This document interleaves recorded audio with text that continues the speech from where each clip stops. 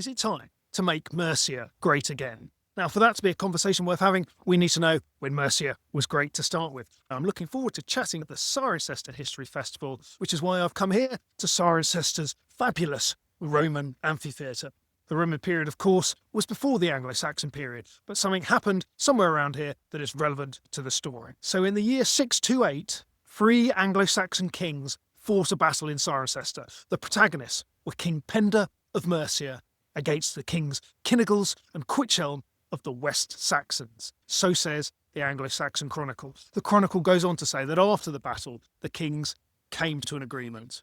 Now that sounds a bit vague, but according to the historian and archaeologist Max Adams, we probably ought to take that to mean that Penda had won some sort of tactical victory over his West Saxon adversaries, because the Anglo-Saxon Chronicle is, broadly speaking, a West Saxon record.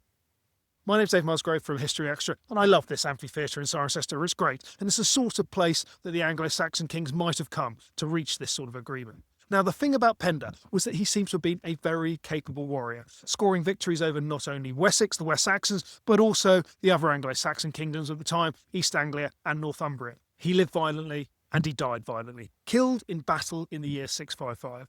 But, says Max Adams, Penda's reign signalled the emergence of the Mercian kingdom as an independent entity and ushered in an impressively stable dynasty of Mercian kings for 150 years up until the end of the 8th century. And that includes the famous Offa of Offa's Dyke renown. So it was Penda and his successors who made Mercia great. Now, Max reckons that we tend to overlook the importance of Mercia in the story of the Anglo-Saxon kingdoms because it is sandwiched between Northumbria to the north and Wessex to the south and west. And both of those kingdoms benefit from having sources that survive to tell their stories well. So you've got the West Saxon, Anglo-Saxon Chronicles that I mentioned, and then Bede's famous ecclesiastical history for Northumbria. Mercia's narrative is harder to unravel because it doesn't have a surviving chronicle or history. But Max has made it his mission to tease that story out in his excellent new book, The Mercian Chronicles.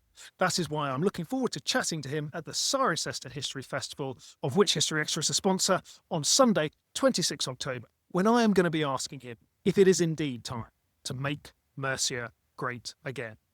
Find out more at cirencesterhistoryfestival.org and head over to historyextra.com for all manner of great Anglo-Saxon content, including a podcast interview with me chatting to Max.